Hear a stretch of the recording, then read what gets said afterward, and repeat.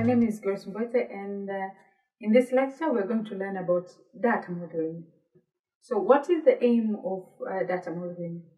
This is the first step in database design where it describes the data in the database.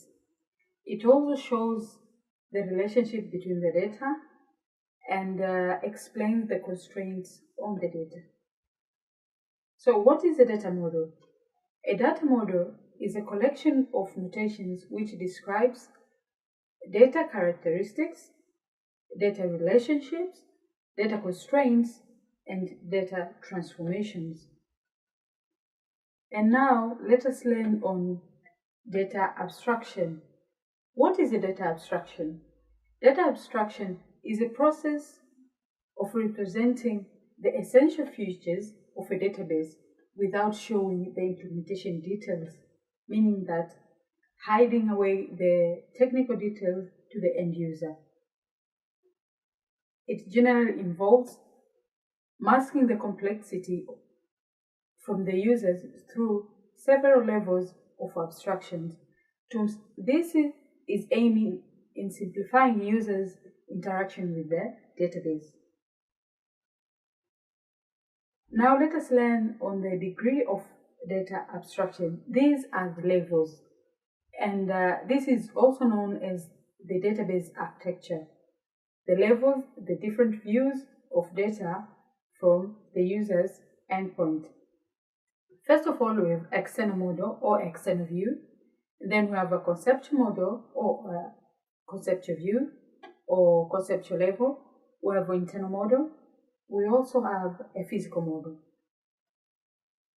Now, what is an external model? This is end user's view of the database.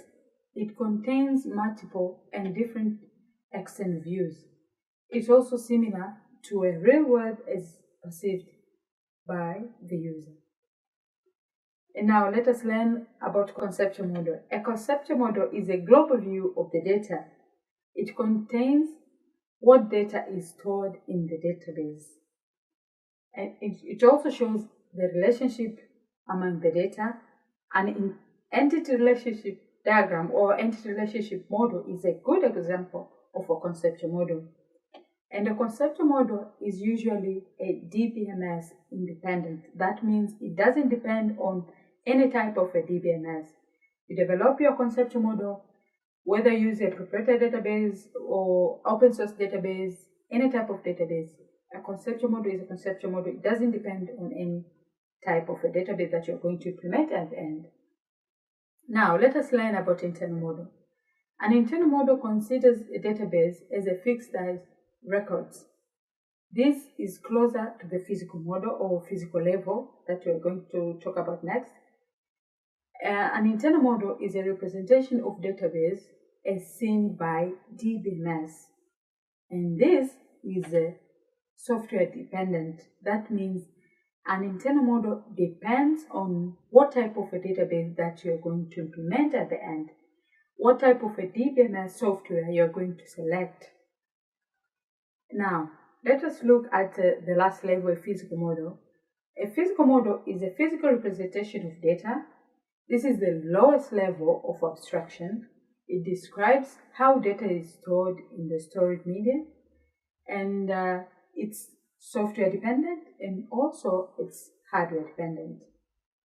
Now, as you can see in this diagram, the data abstraction layer diagram, you have the end users, you have the physical model, you have conceptual model, and the internal model.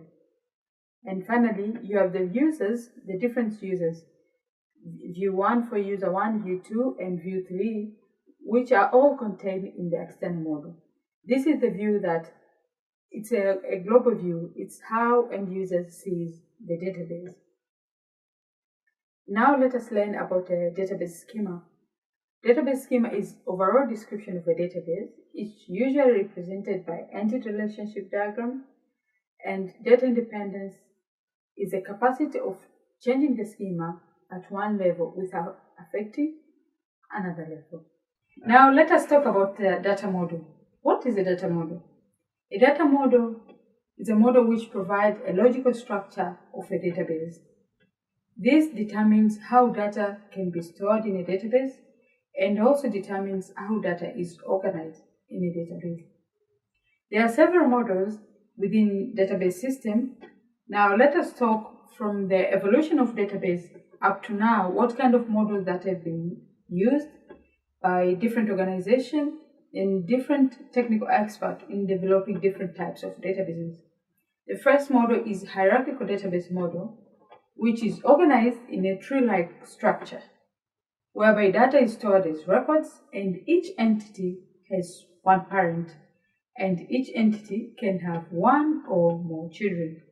Let us look at this diagram where we have an example of university faculty, where in that faculty there are several departments, but for now let us look at two departments whereby you have university faculty and the environmental department and ICT department. Now university faculty becomes a parent, and these two departments, they are children of that university faculty, and also in those departments they have different academic programs. For example, in environmental department you have BSc environmental degree, which is an academic program and becomes a child of environmental department, which is a parent to this academic program. And also in the ICT department, whereby they have two academic programs, BSc ICT and BSc Data Management. These are two children of ICT department. Now let us look at another database model, a network database model, which is a bit different and more flexible than hierarchical model. A network database model provides a flexible way of representing objects and their relationships. This is an improved version for a database performance and imposes a database standard. It allows a record to have one or more parents. This is an example of a network database model diagram whereby you have a chain store and its respective structures or entities that it can be seen. It's different from the hierarchical model whereby there is a flexible way of interacting between the entities. Now let us look at relational database model. This is the most commonly used database model. It represents data as relations or tables.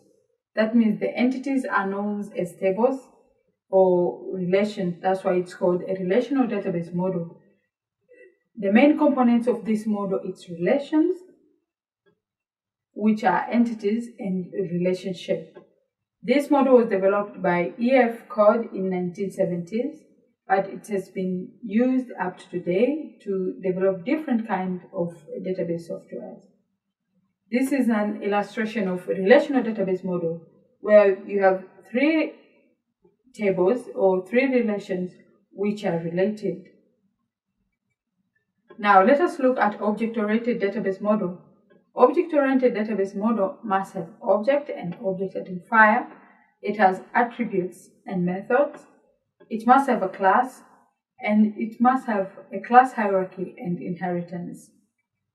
This diagram illustrates object-oriented database model, where you have customer in a certain bank is an object. You have an object of a bank account and different other objects which are related to that customer. Thank you very much for watching. In this unit, we have learned about data models. We have learned about data modeling. Thank you very much.